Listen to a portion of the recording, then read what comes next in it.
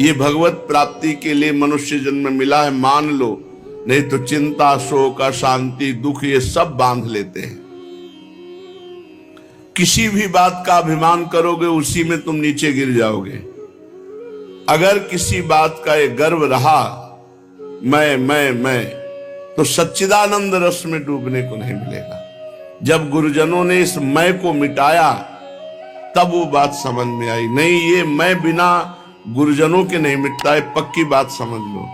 साधना का एक मैं चढ़ा रहता है अंदर कि मैं, और जब तक ये मैं है तब तक भगवत प्राप्ति, भगवदानंद ये सब बहुत दूर की बातें हैं। गुरुजनों की कृपा से इसका मर्दन होता है। अगर भगवत प्रेमी महात्माओं का संग मिल जाए तो इस अहंकार को वो चूर चूर कर देते हैं, और उनकी कृपा से मन इतना भयभीत हो जाता है कि दोबारा अहंकार करने लायक नहीं रहता। इसलिए बड़ी कृपा है उनको जो महत्संगस्तु दुर्लभो कहा गया है, वो महापुरुषों का संग प्राप्त हो जाए तो हमारी सारी बात बन जाए। पूज्यपाद ब्रह्मबोध संपन्न महान परमहंस अवधूत श्री उड़िया बाबा जी महाराज। प्रश्न, बाबा बहुत दुखी हूं, बहुत परेशान रहता हूं, हर उपाय कर लिया लेकिन वही दुख, वही चिंता, वही विपत्ति, क्या करूं? भैया भगवान पर विश्वास करके भजन करो। एक एक शब्द महापुरुषों के अगर जीवन में उतार लोगे तो कभी दुखी नहीं होगे। भैया भगवान पर विश्वास करो और खूब मंगलमय श्री हरि का नाम जप करो। हरि तुम्हारे साथ है, तुम्हें कोई विपत्ति परास्त नहीं कर पाएगी। हरि स्मृति सर्व विपद विमोक्षणम। भगवान का स्मरण जो कर रहा है वो सब विपत्तियों से पार हो जाता है, यहां तक कि जन्म मरण से, स्मरण मात्र से। यस्य स्मरण मात्रेण जन्म संसार बंधनात् विमुच्यते नमस्तस्मै विष्णुवे प्रभु विष्णुवे। विष्णु शास्त्र नाम में जो भगवान का स्मरण करता है वो जन्म मरण चक्र से विमुक्त हो जाता है। छोटी मोटी दुख और विपत्तियों की तो बात ही क्या। भगवान की शरण में हो जाओ। दुखी होना, अविश्वास करना, संशय करना, ये सब पतन के मार्ग हैं। दुखी भी नहीं होना चाहिए। अगर भारी से भारी दुख आए तो लड़ो, सहो, भगवान नाम जापक हो, उसको सह जाओ। दुखी नहीं होना। दुखी होने का मतलब है शरणागति पे अविश्वास। सारी परिस्थितियों के रचयिता ईश्वर हैं। ईश्वर ने तुम्हें पैदा किया है। जिन प्रभु ने तुम्हें बनाया, जिन प्रभु ने तुम्हें पैदा किया इस संसार में, वही तुम्हारे कर्मों को मिटा सकते हैं। दुख मिलता है पाप कर्म का फल, और लौकिक सुख मिलता है पुण्य। प्रायः पुण्य लोग करते नहीं, पाप कर्म अधिक, इसीलिए बिना चाहे दुख सबको भोगना पड़ता है। जिन प्रभु ने सूर्य की रचना की, चंद्रमा की रचना की और तुम्हारे शरीर की रचना की, यदि तुम उन्हीं प्रभु का भजन करोगे तो तुम्हें प्रभु बुद्धि योग प्रदान कर देंगे। और जिसको बुद्धि योग प्राप्त हो जाता है वो कभी दुखी नहीं होता। भारी से भारी विपत्ति में भी वो आनंदित रहता है। तेषाम सतत युक्तानाम भजताम प्रीतिपूर्वकम ददामि बुद्धि योगम तम येन मामुपयान्ति ते। जो प्रेम पूर्वक भगवान के नाम का जप करता रहता है, भगवान उसे बुद्धि योग प्रदान कर देते हैं। किंतु आवश्यकता सर्वतो भावेन, अपने आप को भगवान की शरणागति में पुष्ट करना है। मेरा तन, मेरा मन, मेरा प्राण, मेरा सर्वस्व श्री भगवान को समर्पित है, क्योंकि ये श्री भगवान का ही है। और खूब नाम जप। अपने आप को भगवान पर न्यौछावर करके देखो। अपनी सारी अहमता ममता को भगवान के चरणों में रख के देखो।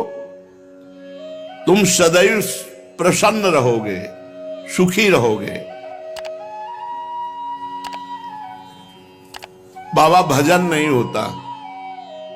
बाबा ने बताया भजन ही सब दुखों का नाशक है। तो बाबा भजन नहीं होता। अरे भजन होता है, सिद्धों का भजन करना पड़ता है। भगवत चिंतन का अभ्यास डालो। देखो, एक समय भोजन पाओ और खूब डट के भजन करो। ये आते हैं, जैसा अभ्यास कर लो वैसा हो जाता है। ये मन बहुत बदमाश है। ये कहता है बर्बाद ना हो जाए, मतलब थैला भरते चले जाओ, बर्बाद ना। जीवन बर्बाद हो रहा है इसकी चिंता नहीं, समय बर्बाद हो रहा है इसकी चिंता नहीं, वहां पदार्थ बर्बाद नहीं होने चाहिए। अरे भाई, तो बर्बाद काहे को करो? पहले से एक रखवा ले, 2 रोटी, ये गुलाब जामुन, थोड़ी सब्जी, बस हो गया। 24 घंटे में 400 ग्राम अन्न पाने से बहुत बढ़िया दिनचर्या चल जाएगी। गृहस्थ है तो थोड़ा 800 ग्राम कर ले। इसलिए बाबा से कहा भजन नहीं होता, तो बोले भजन होता तो सिद्धों का है, साधक को तो भजन करना पड़ता है। और भजन करने के लिए एक समय भोजन पाओ, पर एक समय ऐसा नहीं कि दबा दबा के एक समय तुम पालो, नहीं। अगर ऐसा स्वभाव है तो 2 समय पालो, थोड़ा थोड़ा पाओ। भोजन जहर भी है और अमृत भी है। थोड़ा पाओगे अमृत है, ज्यादा पाओगे भजन के लिए जहर है। नहीं भजन में मन लगेगा, आप देख लेना।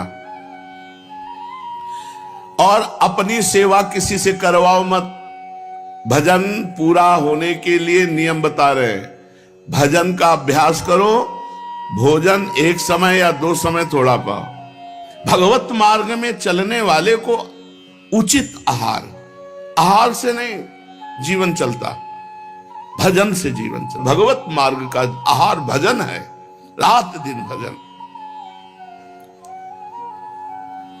और दूसरी बात, अपनी सेवा जब तक शरीर स्वस्थ हो बिल्कुल मत कराओ किसी से। जैसे रसोई में भोजन बनाते हैं साधक, और आप बैठ के भोजन पा लेते हैं। अब आपको ऐसी सेवा करनी चाहिए जिससे रसोई में भोजन बनाने वालों की सेवा बन जाए। आप शौचालय साफ कर दीजिए, आप उनके सामने फ्लोर साफ कर दीजिए। अपनी सेवा में बहुत सावधानी का ये मार्ग है। किसी का कुछ भी प्रतिग्रह ना लो। आपका तो कोई जिम्मेवारी नहीं। अब इस समय तो श्री जी सब आपका कर रहे हैं। आप किसी की सेवा स्वीकार न करें, वैसे भी किसी से सेवा स्वीकार न करें। अपने शरीर की स्वयं सेवा करें। विरक्त को केवल मांगने का अधिकार रोटी है, बस। ये जो रुपया मांगते हैं विरक्त नहीं, पाखंड है। मांगना नहीं है। महलों में रखो चाहे झोपड़ी में बांस दो, ये हरि के ऊपर की बात है। कभी घी घना, कभी मुट्ठी भर चना, कभी वो भी ना बना। कभी दिगंबर, कभी बागंबर, कभी दुशाला ओढ़े, कभी राख में, कभी फुटपाथ में, कभी महलों में। यह साधु का जीवन रहा है। भगवान दत्तात्रेय जी से पूछा कि आप कर्म तो करते नहीं हैं, और कर्म के बिना अर्थ नहीं मिलता, और अर्थ के बिना विषय भोग नहीं, विषय भोग के बिना शरीर पुष्ट नहीं। आपका बहुत बलवान शरीर दिखाई दे रहा है, इसका मतलब आप विषय सेवन करते हैं, अच्छे अच्छे पदार्थ पाते होंगे। पूछा तो उन्होंने कहा कि ये जो शरीर पुष्ट है, ये प्रसन्नता से पुष्ट है, भगवत प्रसन्नता से। हर समय प्रसन्न रहना। देखो, आप अभी खिल जाओगे, लेकिन चाहे जितना करोड़पति हो, वो चिंता में ही अरबों के रुपया में लगा हुआ है। 100 रुपया वाला 1000 रुपये का चिंतन, 1000 रुपये वाला 10,000 का, 10,000 वाला लाख का, करोड़ करोड़ अरब। बस चिंतन में वो सूखा जा रहा है। भगवत चिंतन नहीं, भोगों का चिंतन, रुपये का चिंतन, नाना प्रकार के विषय पदार्थों का चिंतन। इसलिए विरक्त को केवल मांगने का अधिकार है, रोटी, बस।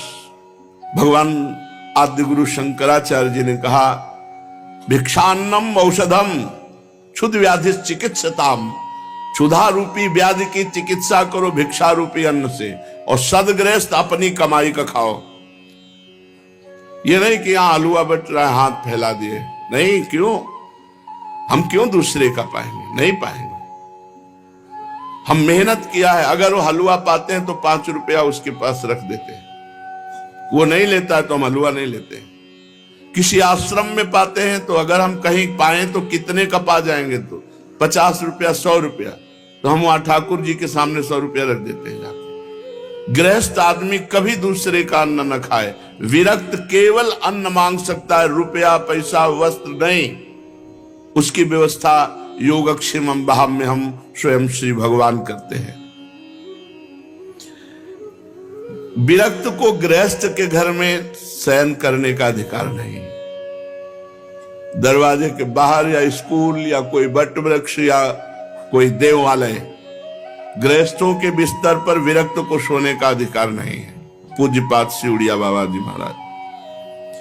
जिसे अपना परम कल्याण करना हो, इन बातों को निश्चित मान ले। निरंतर नाम जप, आराध्य देव गुरुदेव का ध्यान और अपने आचार्य ग्रंथ का गायन पाठ स्वाध्याय नियम पूर्वक जो चलता है, उसी के हृदय में प्रेम प्रकाश होता है। जब प्रेम प्रकाशित होता है तब नेम नहीं रह जाता। विचारवान पुरुष जब भगवत मार्ग में आगे बढ़ता है तो उसकी निंदा होने लगती है। ध्यान दीजिएगा, उसकी निंदा होती है। उसको सहन करना ही आगे अध्यात्म की ऊंचाई पर चढ़ना है। आप गृहस्थ हैं, भजन करेंगे, आपको 4 लोग उपहास है, देखो ये आगे तिलक लगाए, कंठी बांधे, बड़े भगत बनते हैं, उपहास करेंगे आपका। आपको शांति पूर्वक मुस्कुरा के चल देना है, जो आपकी भक्ति बढ़ेगी। और अगर आपने पलट करके उपहास करने वालों का विरोध किया तो फिर आप अध्यात्म की ऊंचाई पर नहीं चढ़ पाएंगे। विचारवान पुरुष को निंदा और स्तुति दोनों फूलों की तरह समझना चाहिए। निंदा भी और स्तुति भी समान भाव। निंदा और स्तुति में अनासक्त भाव रखो। उपासक दूसरों के दोष नहीं देखता, अपने चित्त की चिकित्सा करता रहता है, अपने चित्त को देखता रहता है। अतः किसी की भी तरफ देखो मत, उनके दोष मत देखो, उनके दोषों का वर्णन मत करो, उनके दोष सुनो मत। जो संसार की भक्ति करता है वो ये देखता है ये दोषी है, ये गुणी है, ये अच्छा है, ये बुरा है। जो भगवान की भक्ति करता है वो सब जगह अपने भगवान को देखता है।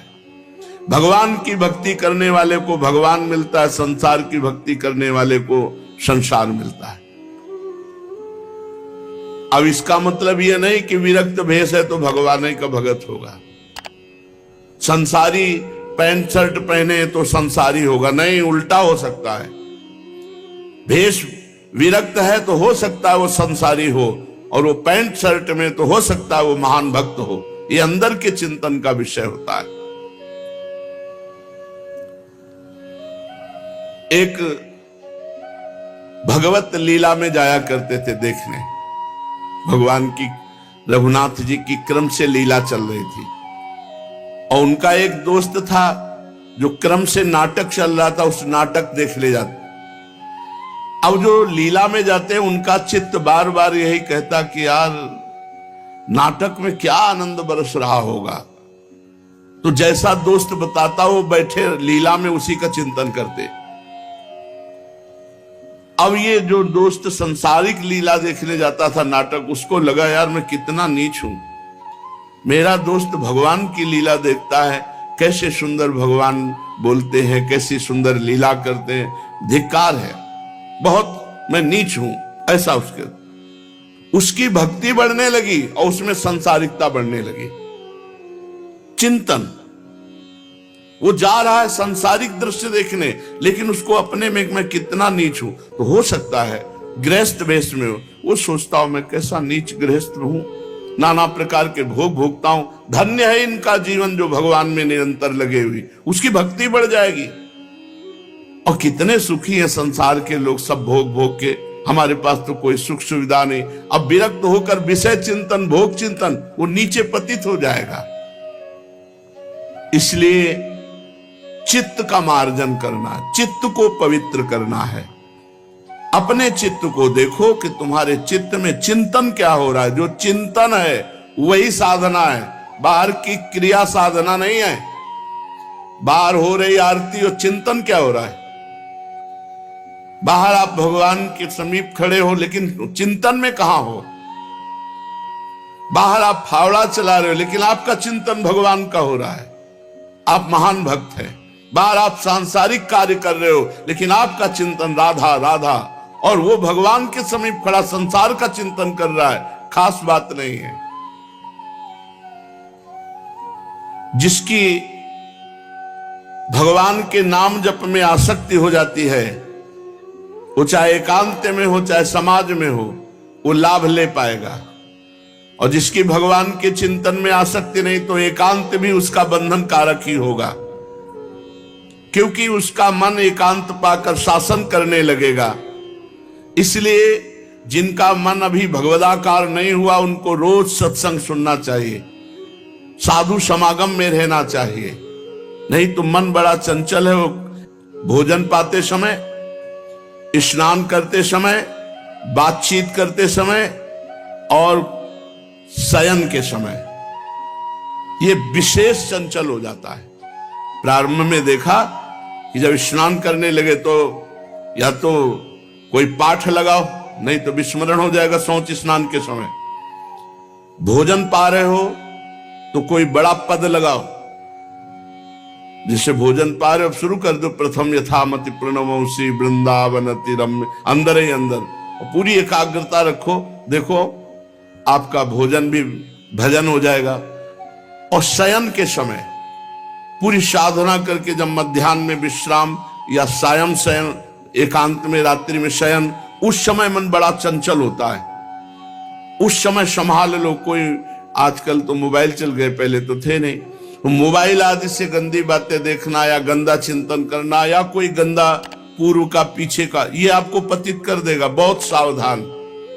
और बातचीत करते समय भजन छूटता है, लेकिन अभ्यास करो सामने नाम लिखने का। तो बातचीत हम कर रहे हैं, लेकिन वो एकाग्रता हमारी अंदर ही अंदर नाम में लगी हुई है। भगवान के नाम का जप और गुरु और संत सेवा, भगवंत सेवा, ये बहुत जल्दी अंतःकरण को पवित्र करते हैं। और प्रपंच की बातें करने वाला, अश्लील गंदी बातें करने वाला, ये बहुत जल्दी हृदय को अपवित्र कर देते हैं। ऐसे भजन से कोई लाभ नहीं मिलेगा जो अश्लील संभाषण स्वयं बोलता है, अश्लील बातें सुनता है, प्रपंची लोगों के बीच में बैठता है।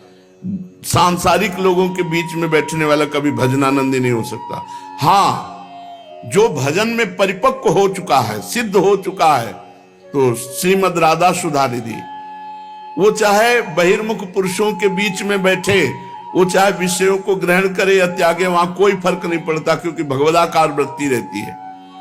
कर्माणि श्रुति बोधितानि नितराम कुर्वन्तु कुर्वन्तु मा गूढ़ाश्चर्य रसास्त्रगादि विषयान गृह्णन्तु मुञ्चन्तु वा कैर्वा भाव रहस्य पारगमति श्री राधिका प्रेयसा किंचित गैरनुयुज्यताम वैरो भ्राम्यत भिरान्यपि। जो बहिर्मुख पुरुष है उनके भी संग से उसको कोई फर्क नहीं पड़ता। जो रहीम उत्तम प्रकृति का कर सकत कुसंग, चंदन विष व्यापत नहीं लपटे रहत भुजंग। लेकिन ये सिद्ध पुरुष की स्थिति, साधक को बहुत बचना चाहिए। प्रपंची लोगों से, संसारिक लोगों से अगर संभाषण करोगे, उनके बीच में बैठोगे, तो मनोवृत्ति में भोगाकर्षण पैदा हो जाएगा। साधना का फल है देहाभिमान गलित हो जाना। जिसका देहाभिमान गलित हुआ वही साधना परिपक्व कर पाया। जब आराध्य देव के साथ संबंध दृढ़ हो जाता है तो सारे संबंध शिथिल हो जाते हैं। जननी जनक बंधु सुत दारा तन धन धाम सुरद परिवारा, इन सब से अपनापन खत्म हो जाता है। कहीं भी राग द्वेष नहीं होता। जिसके हृदय में राग द्वेष है और ये कहता है मुझे भगवान के दर्शन हो गए, पक्का झूठा मिथ्यावादी है। ब्रह्मबोध संपन्न महापुरुष बोल रहे हैं। किसी महापुरुष से पूछा कि आपको भगवान की प्राप्ति हो गई, भगवान का साक्षात्कार किया? तो एक दोहा वर सुना है, जब मैं था तब हरि नहीं, अब हरि हैं मैं नाहि। प्रेम गलियति साकरी तामे दोनों समाय। जाओ समझो जाके, इसकी व्याख्या नहीं समझो जाके। लाली मेरे लाल की जित देखूं तित लाल, जित देखूं तित लाल। और लाली देखन मैं चली तो मैं भी हो गई लाल। यह है भगवदाकार वृत्ति। समझना है समझो।